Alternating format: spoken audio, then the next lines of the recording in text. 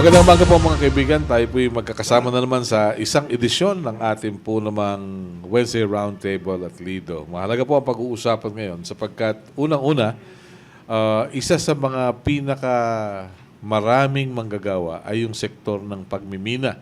Ayon po sa datos, merong 204,000 plus na mga naghahanap buhay na umaasa sa pagmimina.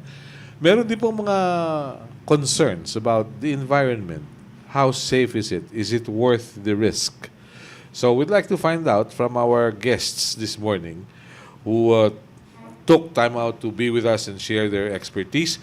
We're also joined by two foreigners, and they're here to share with us their experience about doing relief operations in the Philippines. And we'd like to ask them how they look at the situation up in northern Luzon after Typhoon Ompong. This morning, kasama po natin si Ginoong Dimaculangan from the Chamber of Mines of the Philippines. We're also joined by Dr. Arturo Daag.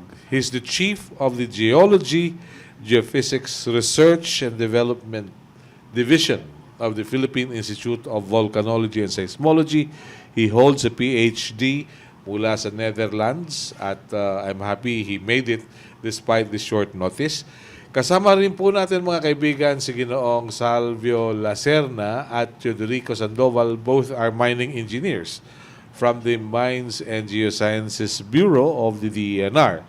And to my left is Singh of Khalsa Aid, together with Jawala Singh, also of Khalsa Aid. We'll be asking them about their experience in northern Luzon and how they help people up there. So let's start the ball rolling with the basic question. How important is mining, Rocky? Please tell us. How does the Chamber of Mines view the industry? The Philippines is one of the richest countries in the world in terms of mineral reserves. Mines and Geo-sciences Bureau, through Assistant Director Uy King, has said during the last mining conference that the Philippines has equivalent to 1.4 trillion US dollars in mineral reserves. And if we're going to put it in the context of our GDP, that's three times our gross domestic product. Given this reserves and given this potential source of income for our countrymen, apart from, of course, the employment it provides, we have all the opportunity to uplift the quality of life of our countrymen by responsibly tapping into this God-given resources. It's been said that the mining industry has contributed a lot to the coffers of the national government, including local government units. Would you say that this has been going on, and is it still increasing over the past years?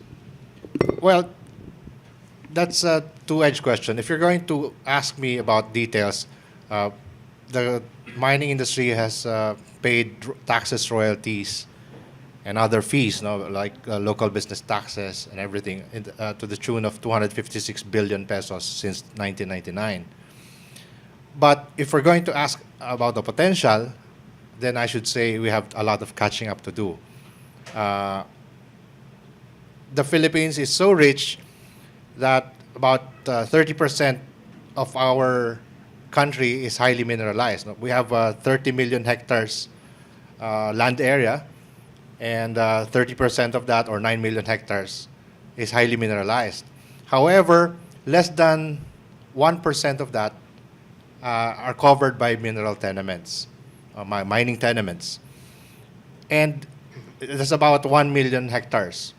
And out of 1 million hectares, only 0.35% of that are really disturbed areas. When I say disturbed areas, these are the actual mining pits, the underground tunnels, the roads, the infrastructure supporting the mining operations.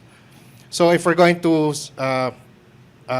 say yung ratio and proportion, 0.35%, that's about 50,000 to 90,000 hectares, equivalent to the size of Quezon City and Bacolod City combined, scattered all over the country.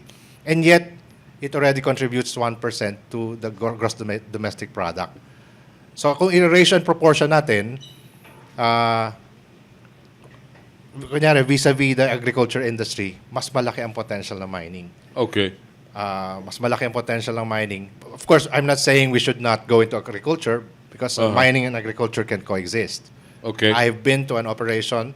I worked for a mining company where there was a mining operation, and downstream is an agricultural area. Okay. I'm talking about Siocon, Zamboanga del Norte here, no? Uh-huh.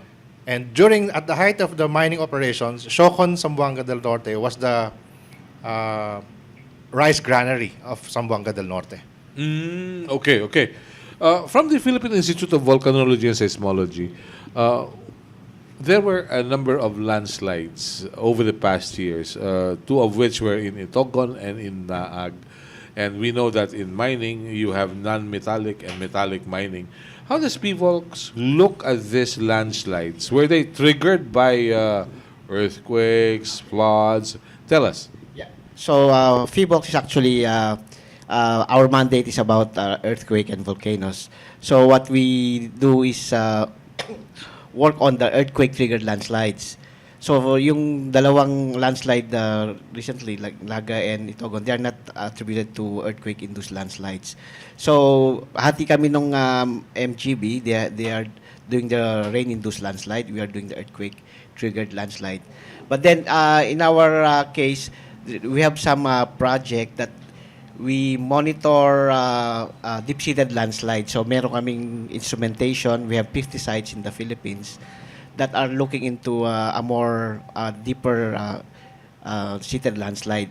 So we have some instrumentation na nakadig sa ilalim with sensors, and with the community and hazard map, medyo kompleto yung landslide warning system. So unfortunately, wala sa site na nangyari. But we have some 50 sites all over the Philippines monitoring a Really? small area. Small areas. Yeah, for Okay. deep-seated. And that's just the beginning. From the MGB, tell us, how is it today, especially with the landslides? How has it impacted on the programs and the rules and regulations being implemented by Mines and Geo-sciences Bureau? Please. Actually, the MGB is, of course, doing the nearly complete assessments of the phenomenon, actually. And the highlights of the finding is that both of the landslides that happen in Itogon, in Itogon, and in Naga City are more on phenomenal.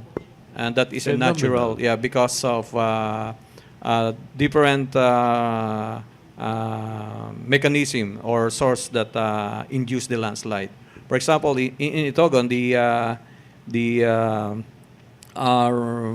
the portion where the slides happen is it composed of highly fractured rock and steep slope, plus of course the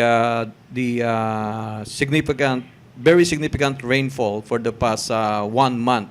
That had been that made the rocks, of course, more saturated. So I think the rainfall is it exceeds the rainfall that aggravate it also is when Ompong visited the area. Yeah, because during the time I think the rainfall data is about more than 300 millimeter. So which is of course the average rainfall on that month is nearly similar to that amount. Okay. So what really aggravates the situation is the at least more than a month significant rainfall in the area. So that is the case in Itogon. No? In so, Itogon. Yeah. And in Naga? In Naga, I think Salvi, he's been in the site, so I think he can describe much on that. Please, let us know before we go into our brothers from Khalsa. Okay, for the whole Philippines, landslide. Most of the landslide in the Philippines are rain-induced landslide. So For example, in the mountain province or in the northern Luzon, most of them are remobilized old landslide deposits. Just like what happened in Togon, I think from my interpretations, there are many old landslide deposits in the mountain province due to its topography. As you can see, you can notice from the mountain province there are many rice terraces, no? Yes. These rice terraces are old landslide deposit. Kasi yan yung kinocultivate nila kasi ano na sila, soil na sila. So, old landslide deposits yung terraces. Terraces, most of them. Wow, that's Kasi nice. for the agriculture, if you do the agricultural areas, you have supposed to be a thick soil. Uh-huh. So ito ang characteristic nung area. So makita mo yung terrain, most of the terrain in mountain province are high and moderate slopes. So these moderate slopes are usually old landslide deposit kasi doon mag-grow ang mga plants o mga vegetation considering the thickness of the soil. Okay. At least it's clearer now. But what do you have to say? Mining is site-specific. And definitely there are minerals underneath. Now, if these minerals are underneath the mountains, then you disturb and you do something which may trigger landslides. Yeah. For example, sa Itogon, actually, sa mining naman, there are many instances na nag-i-induce ng landslide. Also, road cutting, cut sloping during road development. Sometimes yung contractor ba, they did not notice that yung kinakat pala nila ay mga old landslide bodies. So, kung meron kang heavy rainfall, usually magti-trigger yan ng movement, remobilization ng old landslides. So, doon naman sa mining, actually yung mining, tunneling, they are doing it in a hard rock. In a hard rock. Uh-huh. So- We're not talking of Hard Rock Cafe here, So, I mean, hindi sila pwede mag-drive ng tunnel along soil area. Okay. That's understood. Yeah. Thank you for the clarification. My friends from Khalsa, what was your experience in extending assistance to our brothers up north? Tell us, what did you see? What did the people need when you came in? Firstly, thank you for having us here. We're very honoured. Khalsa's been here just over 3 weeks, and we've been working in many locations. Apologies for my pronunciation in the villages, but Itogon was one of the mainly very badly hit areas, which the death toll was just over 87 when we last checked, and there was 9 missing with many injuries. We've also been working in Gigaro, and also other. So it's been a mix of the mining areas and obviously the agriculture areas. Mm-hmm. So in terms of the damage, it's very horrific, and that when you go there, you can see basically the landslides where they've fallen. They've just literally wiped out roads, side of the mountains, side of the any communities that are living in them areas have just been totally wiped out. Mm-hmm. What brought you to Itogon in the first place?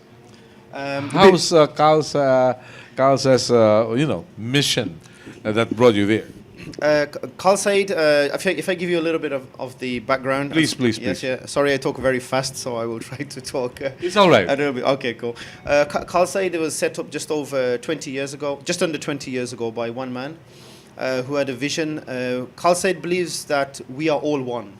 Before we are Filipino, Canadian, UK, before we are any color or any religion, we are human beings. So if we cannot see one human being for another human being, I think it's very sad, and if we want to go further spiritually, it's very sad.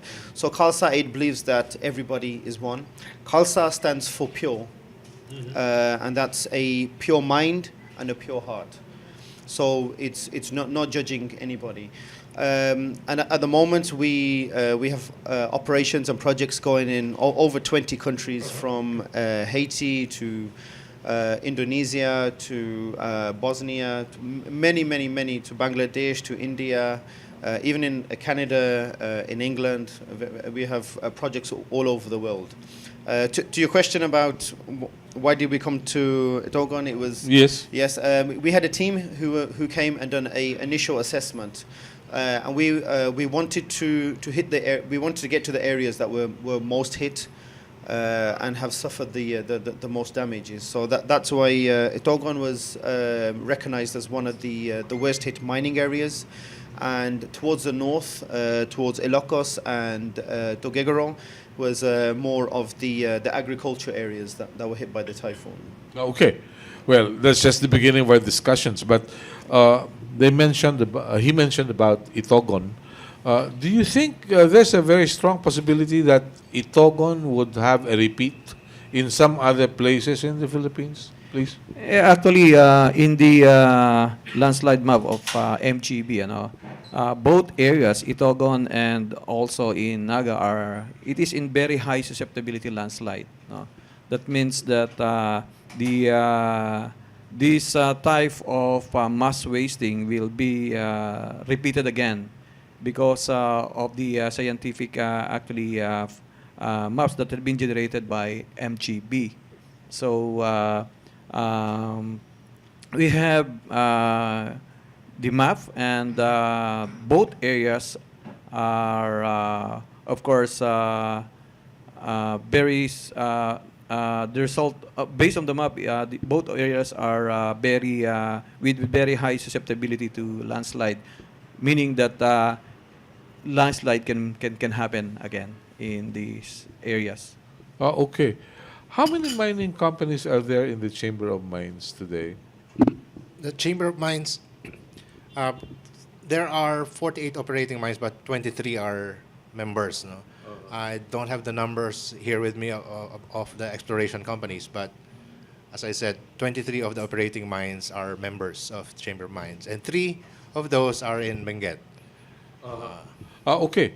So you have Benguet as a good site for mining, right? What about the communities? Have you told the communities of the risks involved? Should there be rains? There's climate change, of course. Actually, the communities was well informed, by MGB and even by the local government. And I just want to, of course, to make it clear that the casualties in Itogon Benguet, we call them the pocket miners. Actually, they are illegal small-scale miners, because the area actually is under the patented claims of Benguet Corporation. And the company and even the government, the MGB and the local government, are having hard time, of course, on dealing with these small-scale miners. But of course, we understand, because this is their livelihood. This is where they grow up, and this is the way of their living. But of course, this is actually the situations that it seems that the people have no choice, but of course to continue on the way of living. And of course the government now are acting for some solution together with the mining company. And in fact, there are some areas that have been identified by Benguet corporations to be dedicated as Minahang Bayan, which is, of course, will be under the in compliance with the small-scale mining laws in the Philippines, to give them a livelihood. Okay. Now that you mentioned Minahang Bayan, or small-scale mining, what's the government's policy on small-scale mining? Because we've heard from sources that even the small-scale mining get a lot of gold, which are unaccounted so far. Under the EO 79 and the Republic Act 7076, the main target of the government is to legalize the small-scale miners through the permissions or of the Minahan Bayan. And it is wherein they will be supported with technical expertise and as well as, of course, even to the extent that if they need to have a processing plant, they will be assisted on that.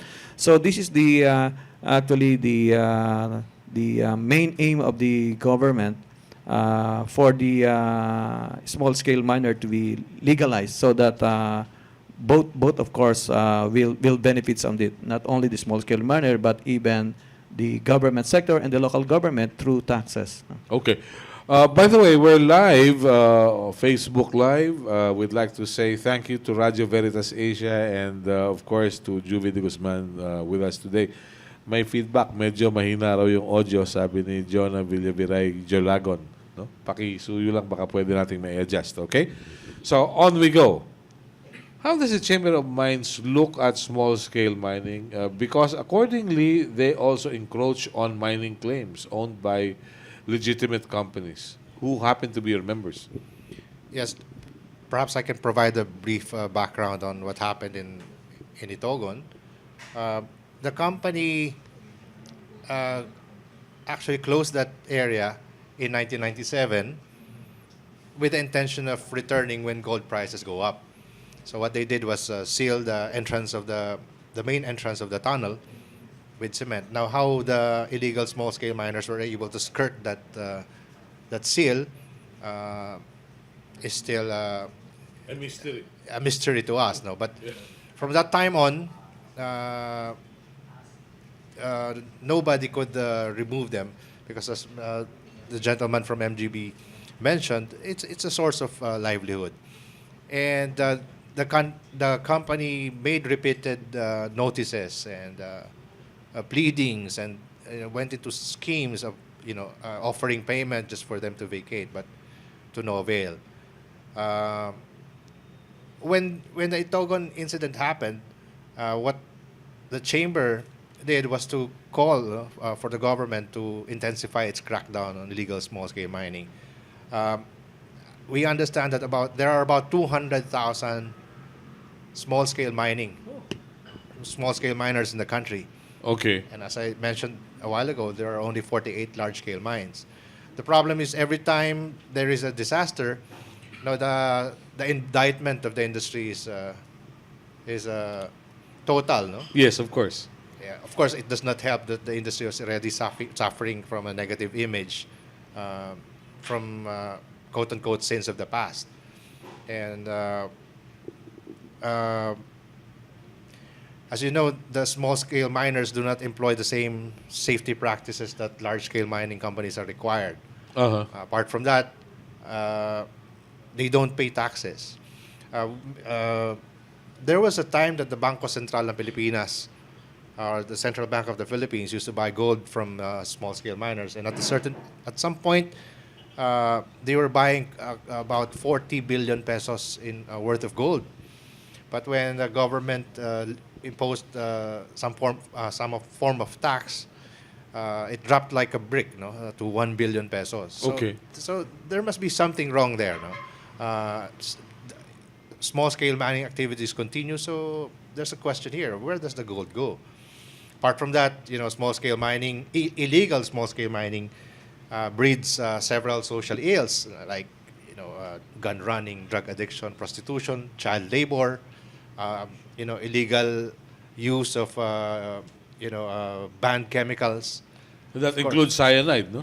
Cyanide and mercury. Cyanide is also used by large-scale companies, but there's a proper way of disposing it. Mercury, it's a no-no. All right. Well, thank you.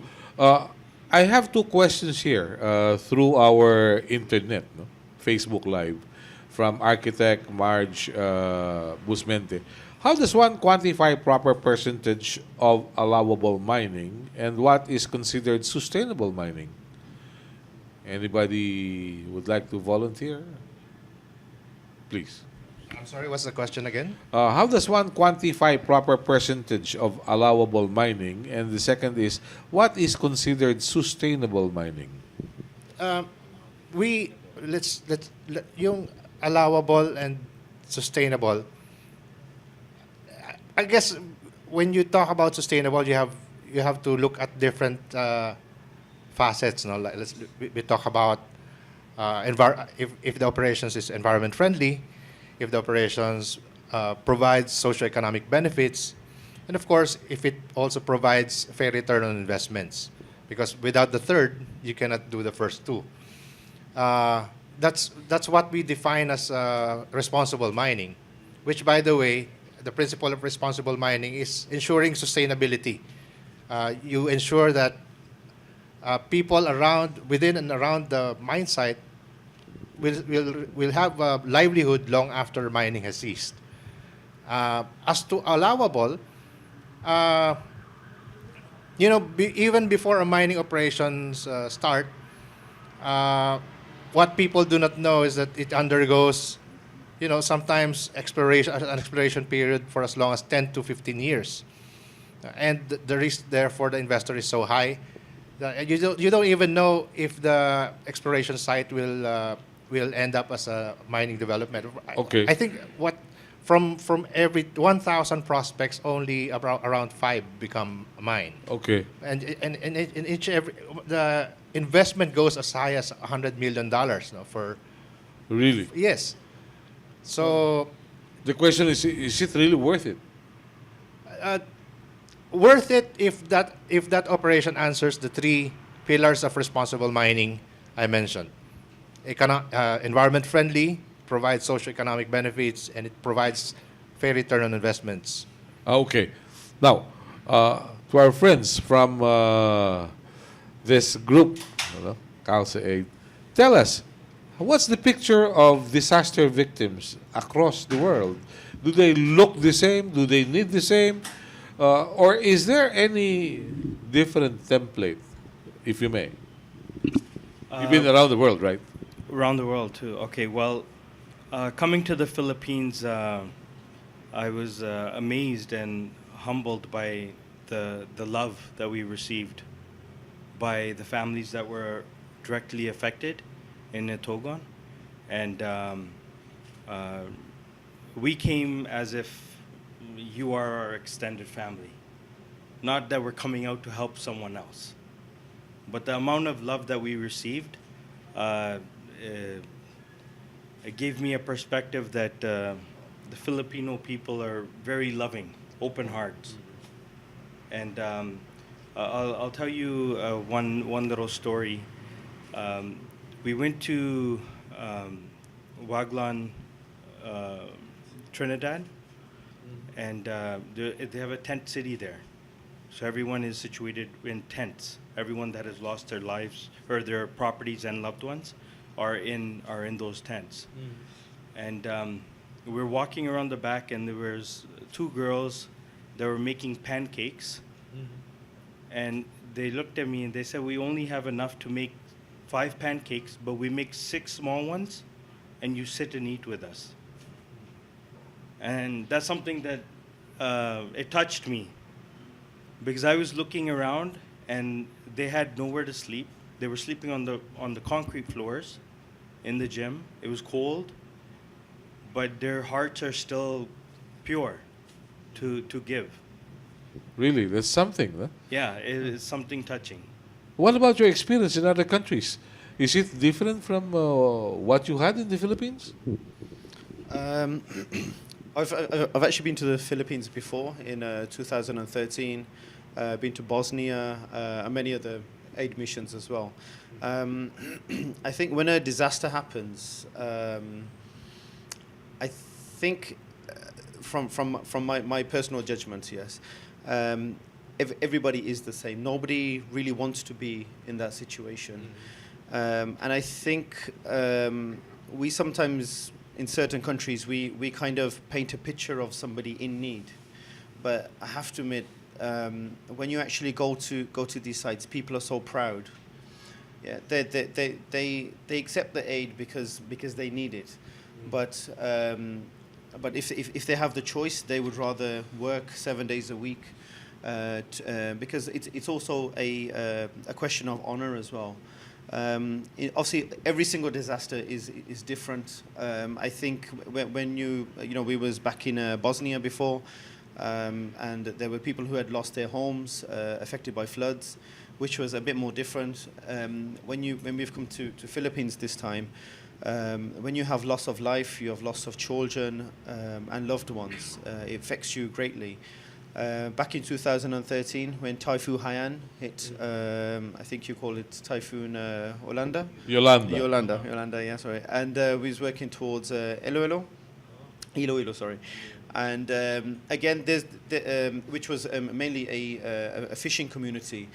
And you can see people just want to get back up on their own feet. It was because they had lost all their boats and that, so they could not fish for their own food, and they could not fish to sell fish to earn money for their families.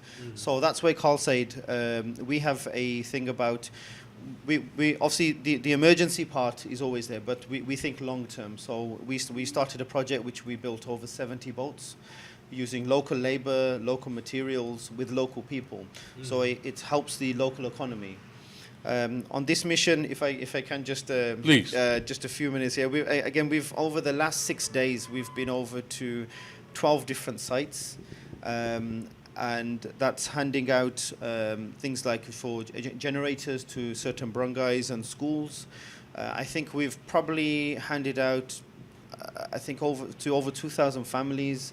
Everything from hygiene packs to monthly ration packs, which was rice, oil, sardines, noodles, salt, sugar. So it's kind of like in a pack. Again, kids, children, children just want to be children. So toys and candies and then them kind of things. And then also obviously tarps, which were again when the typhoon came, it blew off so many roofs, destroyed homes. Okay. So again, we've had many different aid missions and aid certain areas. So what we do is when we go into a certain area, we assess what is needed at the time. But then again, it's not just about the short term. We look at the long term. The long term. Yes. Okay, so we're of the opinion that disasters bring out the best and the worst in men, right?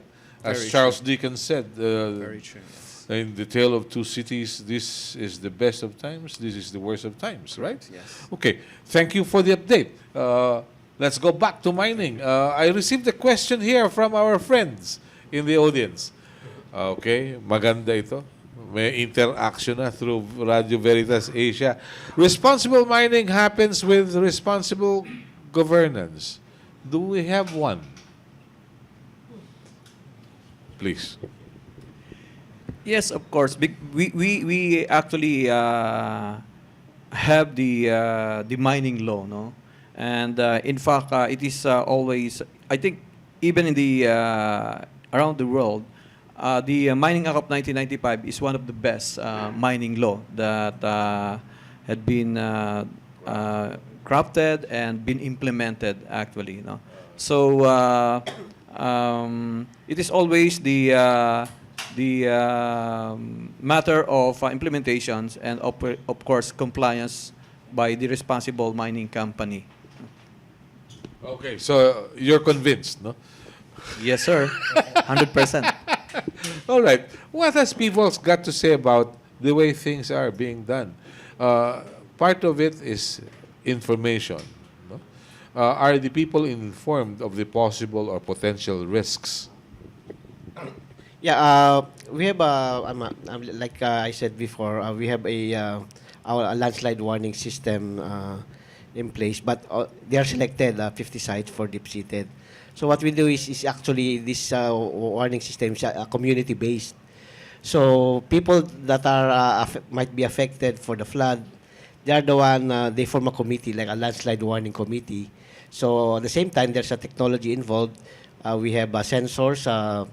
In place there, and there's a warning system already developed. They have a warning system in place, and at the same time,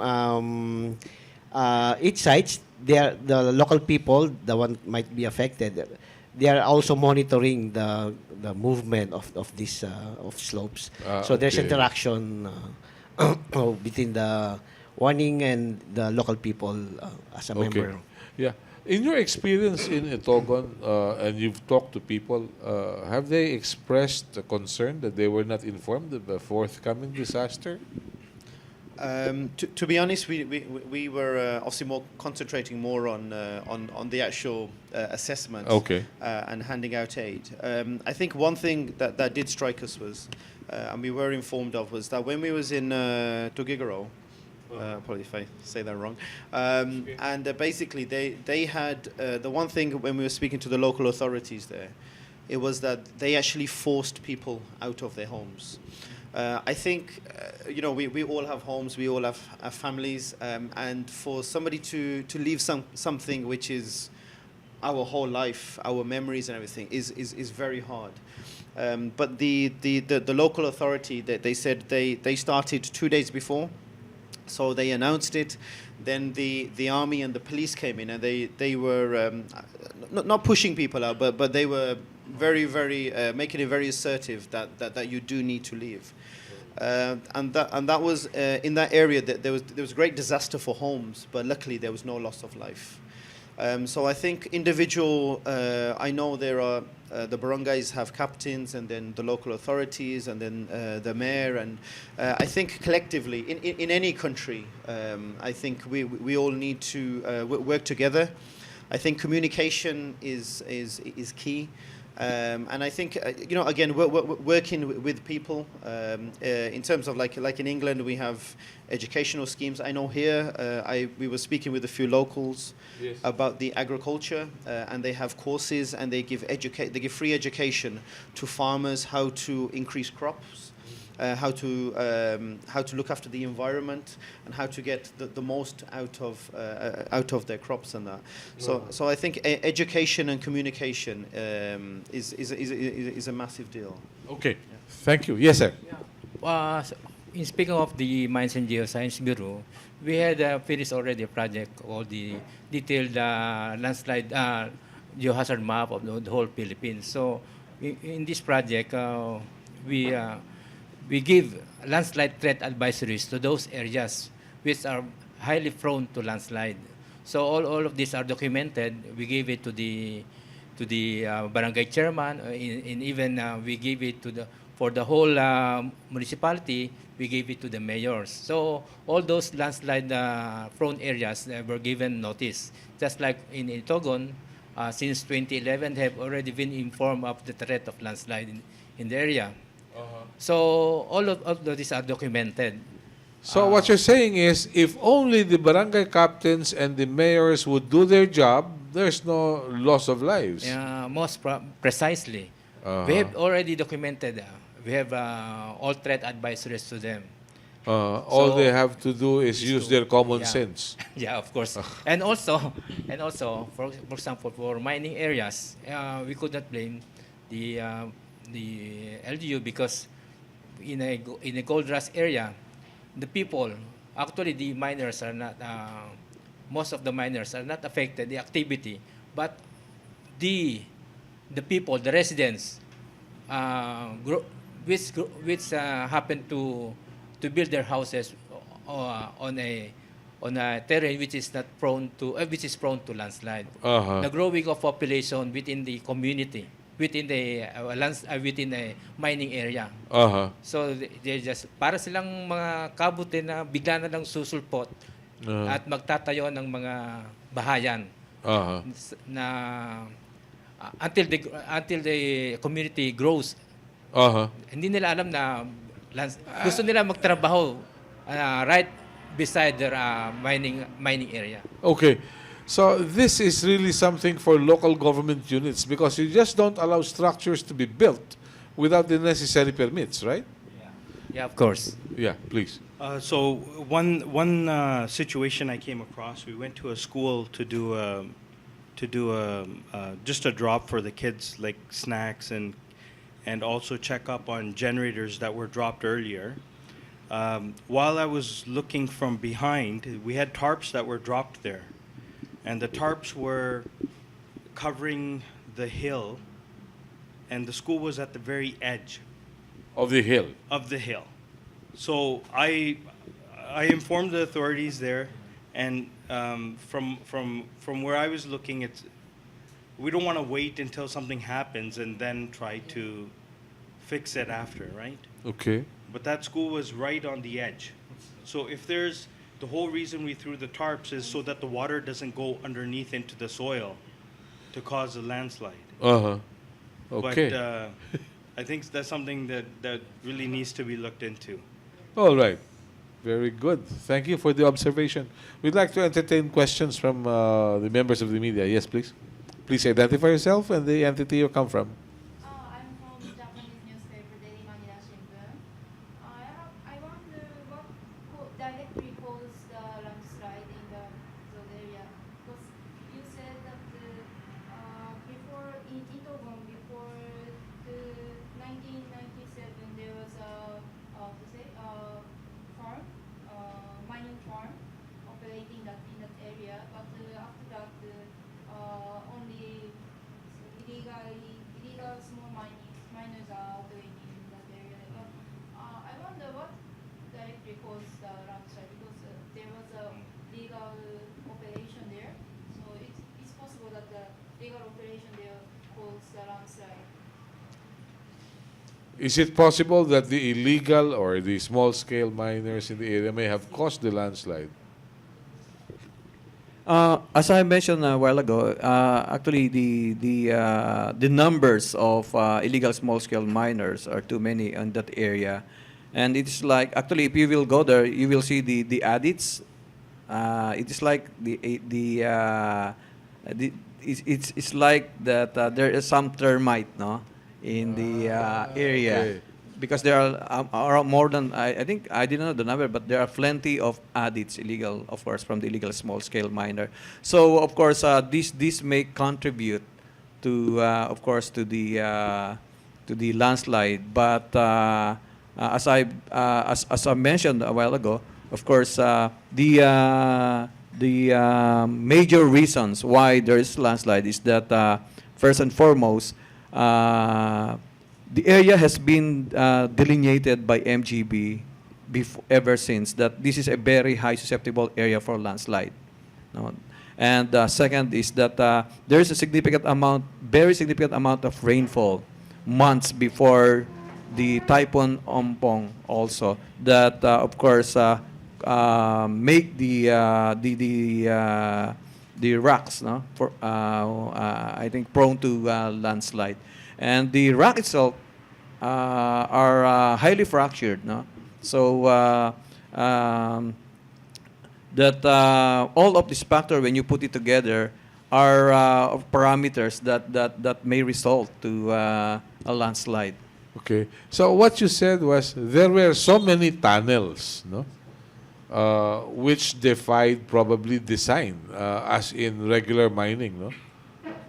No, sir. The small-scale miner, we call that just a dog hole. No, these are small tunnel that a man can only go. Yes. So the tunnel that the old tunnel that had been operated by the mining company is this is a well-structured, well-engineered tunnel. No, this is as been mentioned, the company stopped operations in 1997. The company's been there since 1905, and they are doing the underground mining operations. Were there landslides from 1905? Would you have any recollection? Would you have any data? From the tunnel, of course, there's no. I think it will not happen because this is reinforced. But definitely on the upper, okay. But definitely on the upper layer, no, from within the area, there are. I think there are landslide that occurred before, no, because the area is delineated as very high susceptible to landslide. In fact, I think we'll just focus on the Ukab Itogon, but there are a lot of area actually that during the time. I think several kilometers from that, there are 4 casualties in one family. No, it is in Lawakan, I think, which is far. No, really far from that. No, If you go there, there are a lot of evidence of landslide in the other area, but only small. But it is only in Ukab and in Lawakan that there is a significant landslide, which resulted to casualty. Okay. So yes. in Loacan, there was actually rescuers that went out to help, and they went under. Once the landslide came, they ended up they lost their lives, which are, I think, 2 of them are still missing right now. Wow. So you really stayed there, huh? Yeah, we were ground zero. We were Loacan. We went to the Miners Association, so we walked the whole area, looked at everything. Uh-huh. So the entrance they're talking about, where the miners enter, Yes. I went and I saw the little holes and everything there too. So it was, Was it scary? but this is our this is what we're here for. We put our life on the line to help everybody, right? Okay. So You know, we need you guys in the Philippines. All right. Follow up? Yeah. Let's see. President, they want ban all kind of mining, what they are small or big. But Congress is now discussing the bill on taxing more on mining. So I think the government movement is different from the representative than the Congress. So how do you think about the total ban on mining? Is it possible or it's impossible? From the Chamber of Mines. Well, what we've been asking is that there should be a distinction between responsible mining and illegal mining. Yes. Our members try to be the epitome of responsible mining in the Philippines, and that's why we've been asking that the government to at least take a second hard look at some sectors of the industry that require more regulation. As to the, are you asking about the tax measure? No, Uh, total ban on Total ban. mining is possible or not?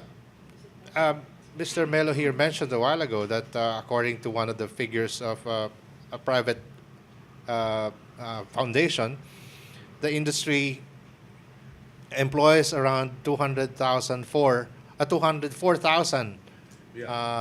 Filipinos. These are directly employed Filipinos. And when you talk about multiplier effect, let's just put it at 5. A multiplier effect is that for every job you create in an industry, you create 5 more jobs for contractors, suppliers.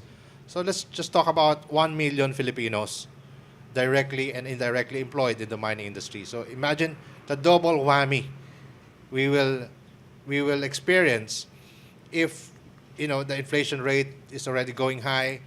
We are expecting some more economic headwinds, and you have 1 million Filipinos who will suffer from loss of employment just because the industry will be totally banned. There's no country as rich as ours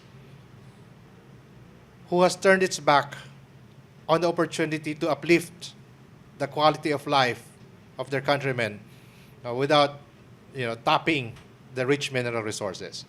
What we've been saying in the Chamber of Mines is just we have to do. It's not a question of whether or not we should mine. It is how we should mine. Okay. So one thing I noticed with what our colleague said, no? President Duterte is out for total ban on mining, while the House of Representatives is crafting a bill how to squeeze milk from you guys. How do you feel about it? Somebody is talking of total ban, and the House would like to squeeze you dry. How do you look at it? We realize the expectations of society as regards the impact of mining on the environment, on the lives of people. If you're going to ask us, our opinion is that given that last January the excise tax on mining has already doubled to 4% on gross revenues, on top of companies having to pay royalties to indigenous peoples whenever mining operations operate in an ancestral domain, given the corporate income taxes and the business taxes, our effective tax rate is already among the highest in the world. But considering the need to further impose taxes on the industry, we believe that the House version of the tax, which is a profits-based royalty and windfall profits tax, is, in our opinion, the most equitable tax system that will help existing mining operations and hopefully attract more investments from quality investors all over the world. Okay, all right. Yes. Follow up?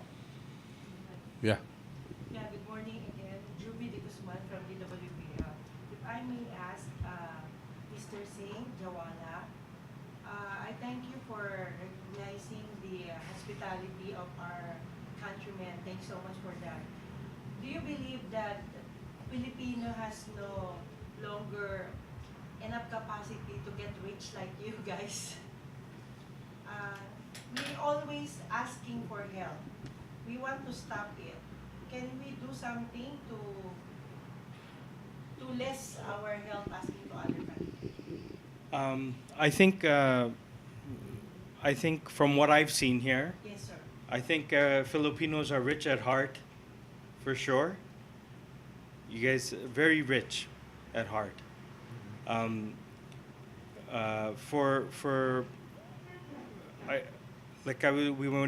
We went to Gigaraw, and there I was noticing that if the farming land and everything was done in a certain way, it would benefit the barangays there within the communities. They'd be able to stand up on their own feet. So farming is a very big thing. So mining also has the ups, and farming also has the crops. You can sell them, you can eat them. One thing I noticed in Loacan school when we went to the elementary school, in the back they had a classroom outside where they were teaching the kids how to farm. So the kids were digging. I made a video of it. The kids were digging, and then they would teach the kids how to plant. So, which I thought was very, very, very good. Without sounding nostalgic, we also had it during my elementary grades. We had gardening for our vocational education. But when I went back to the school where I graduated some years ago, or some decades ago, everything is concrete because they made buildings already. But anyway, can mining and agriculture coexist? Yes, sir. Actually, they can really coexist, no? And in fact, for example, there is a in this Surigao area, no? This is one of the benefits. Actually, we know that the agriculture can come up after of course mining. We know that of course the deposits in Surigao majority are composed of nickel laterite, which is of course the quality of this rock due to the compositions of the minerals is not possible for the agricultural or the for example the plant to grow, no. So after mining and what we call the progressive rehabilitations and the up to the final rehabilitations, of course the mining company will put up again the what we call the topsoil, no, the natural rich topsoil, and they will they will prepare the soil after extracting the deposits, and then and by that time it will be ready now, of course, for the some agricultural plant to grow. So mining and agriculture can of course can coexist together. Yeah, coexist together. Okay, very good, very well. Balikan ko yung ating kasama sa PVOLCS. Doc, of the so many volcanoes in the Philippines, have you seen any trend so far? Have you seen any activity over the past few weeks? Wala naman. The volcanoes, they work independently by themselves. The kanya-kanyang magma yon. Okay. So, kung talagang up for eruption yung isa, it will work its own they don't have connections. There is no connection Yeah. whatsoever. However, in Indonesia, two volcanoes erupted almost simultaneously after a very strong earthquake and tsunami. Were this triggered probably by the earthquake? In some instances, like for example, if you have a volcano that's almost, just a konting kick lang mag-erupt na, nandun na ang magma sa taas, and you apply a great pressure like a natural earthquake, it will squeeze further or pressurize the system. So, pwedeng mapaaga yung eruption. I think that's one case that we had for, like for example, Pinatubo. So, the return period of Pinatubo is around 1,000 years at least. But then, yun nga, naglindol ng 1990 and then nag-erupt ng 91. So, we think isang nag-contribute sa eruption. Napaaga. Kaya, kung titingnan mo, yung eruption ng Pinatubo is one of the smallest eruption ng history ng Pinatubo. Really? Kasi medyo umiksi yung return period niya eh. Dapat medyo mas mahaba pa. So, we saw a lot of deposits that's much bigger than the current eruption of Pinatubo, in Pinatubo. Really? Of the so many fault lines in the Philippines, how many are active which may trigger earthquakes? Marami yan na from Luzon hanggang Mindanao. So, halos yung Palawan lang yung tahimik na island. So, a lot. Is it possible for a place like Palawan not to have any fault line? Wala Or you just haven't discovered it? Walang doon. May mga instrument kami, wala talagang nagtitrigger. So, may bandang south, near Malaysia, meron, but not in the main island. Really? Now, what about Luzon, where most Filipinos are? Yeah, meron. Like, for example, Valley Fault System, Metro Manila. And we have the Philippine Fault that runs from Luzon up to Mindanao. So, but of course, yung trigger is segment by segment. It's not a continuous system. It's not a continuous system. The event will not be a continuous one per segment yung movement. Yeah. Okay. So, there are so many skyscrapers, if you may, in Metro Manila. How would this react to a possible activity of the Valley Fault? So, if you look at near source earthquake, pag near source earthquake, yung acceleration ng movement is very fast. So, pag medyo fast yung acceleration, tall buildings are actually not vulnerable. Medyo hindi sila magre-respond. So, actually, yung based sa study, mas vulnerable yung mid-rise at low-rise kasi if you shake the ground very fast, yung mas vulnerable yung medium and short buildings. So, that's one of the study na lumabas kasi if you account yung parang yung possible na madadamage sa scenario, most of them are small and mid-rise buildings. I came across a report from Jakarta which says that Jakarta is sinking because of too much groundwater being extracted in Jakarta. Do we also have the same scenario in the Philippines? Yeah, at least we have some one we've seen because because sinking is only like a few millimeters per year or a few centimeter per year, but you cannot really account for it naturally that makikita, but they occur in a long depression. So we noticed that using interferometry, and meron mga areas like for example in Bulacan area that were sinking for the past several years. Pero maliit lang, mga around 4 centimeter per year. Pero in total, baka half meter lang for a broad area. But if you will look at the centroid of kung saan nagsisink, there are a lot of factories. So we think that extracting too much on the ground, may cause sinking also. Okay. Have you made any study about this? This may not be under the purview of mines and geosciences, but isn't it that water is being mined as well?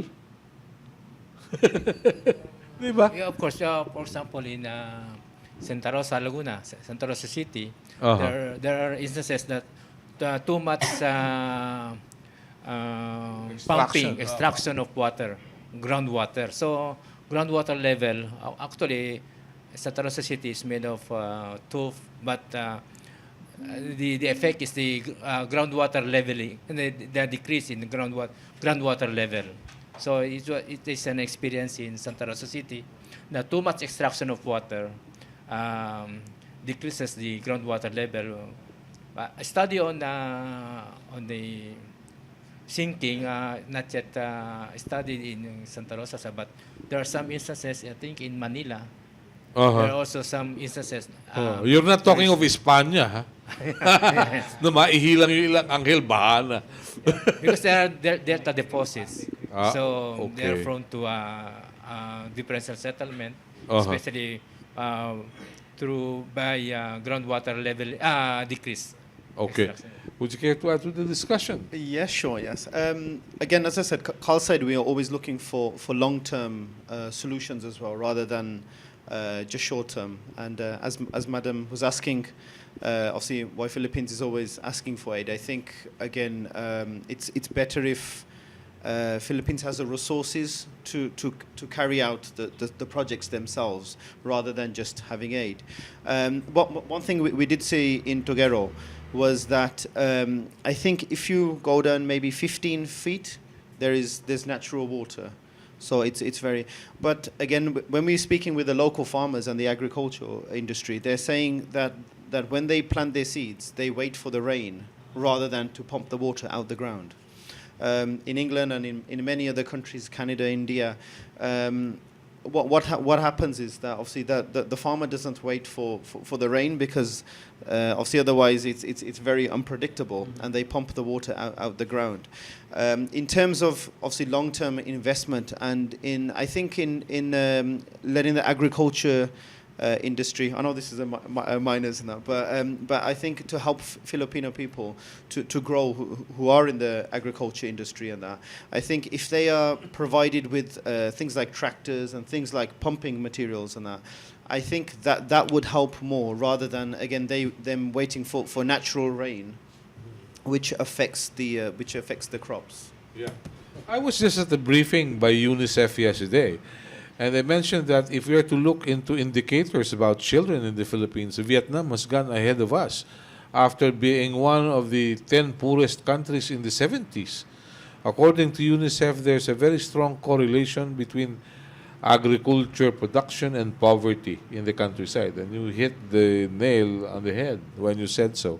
Now let's look forward, as there are no more questions from our colleagues from the media. How do you look at the mining industry 5 to 10 years from now? Will it still be viable? Will we still have the minerals worth investing billions of pesos? From MGB, please. Actually, it's always depend on the fluctuating metal price. No,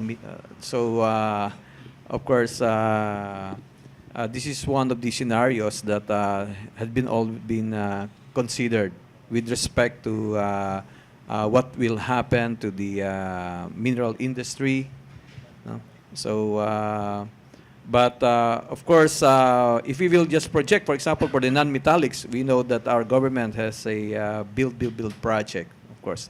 So on the non-metallic sector, of course, which is included in mining, like the quarry, of course, quarry operation, wherein the cements and sand and gravels has been produced. So of course there is we can easily say that for the coming 5 years, of course there will be a positive indicators on this. But on the metallic, we have to look on the trend, the fluctuating metal prices. Yeah, I talked to a mining executive. He said that only the non-metallic mining companies would benefit from the build, because what they do is they mine for gold, and you don't use gold for construction. What has people got to say? How far will you go in your study so that people will be warned about potential dangers? Would you have more gadgets? Would you have more researches? Actually, maraming ongoing research, and importante yung ngayon ang trend is yung research is community based din, no? Sila yung eventually stakeholders. So, yung mga projects may akibat sa community, yun yung ginagawang priority namin. Yeah, okay. Gentlemen, from your end, from the group, what do you see in the Philippines 5 years from now? Wow. 5 years from now, as I said again, I think if certain people, if Filipino people have the right equipment and the right resources, one thing I have seen, and also like my parents, they are from North India. I know we get mistaken a lot from our identity, but we are Sikh from North India. But Filipino, like people from Punjab, they are very, very hardworking. So it's not that that people in Philippines are not willing to put hard work in or put the, as we say in England, the sweat in and that. It's just that I think they lack on resources to assist them in mining or agriculture and obviously other means. So I think if other aid agencies and Khalsa aid, as we were talking about the certain village that we are thinking about doing a long-term project in terms of pumps and tractors, it will be kind of like a test site. But I think if Filipino people are provided with the right equipment, the right education, and I think, again, it comes down to communication, and they have the right communication between the educators and the government and what the suppliers and the buyers want and that. I think Philippines as a country can thrive drastically, yes. Thank you. Thank you. Would you care to add? I would just like to add, it's usually good to assess and fix something before it becomes a problem, instead of waiting until it becomes a problem then try to fix it. For example, you could say like even pollution. So like in India we have a lot of pollution, but those companies or those associations, they have to be in the upfront before the problem increases to I guess to make sure it doesn't decrease. So we don't want to be putting a bandage on a problem, and we want to fix the problem before it happens. Good. Great. Yes, please. We'd like to believe that we are probably the most optimistic industry in the country, despite we've been rolling with the punches for several decades now. A lot has been said about how rich our country is in terms of mineral resources. It's just a matter of tapping these resources responsibly. We are essentially a poor man sitting on a pot of gold. We've witnessed a lot of stories that tugs at the heart in far-flung communities where mining companies operate. We have this what we call social development management program that provides benefits to host communities in terms of health, education, livelihood, public utilities, social-cultural preservation. And we've seen old people in far-flung communities who saw a doctor for the first time because a mining operation was able to operate in their area and provide the health benefits. And I believe if the industry will only be allowed to flourish, we will be able to become a rich man who made wide use of that pot of gold. Thank you. I'd like to thank all our guests who took time out to be with us. This is an interesting mix of experts. Let me just end by saying, quoting a certain Jim Wallace, who was quoted saying, "Sometimes it takes a natural disaster to reveal a social disaster." So let's hope that there will be no more natural disasters. But in the event that we cannot prevent it, then we have to prepare so that there won't be any social disaster that comes after it. Thank you very much. Have a nice day. Thank you to Radio Veritas Asia. to Juvie de Guzman, to our colleagues from ABS-CBN, from Daily Manila Shimbun, and the other entities represented today. Have a nice day. God bless us all. Thank you.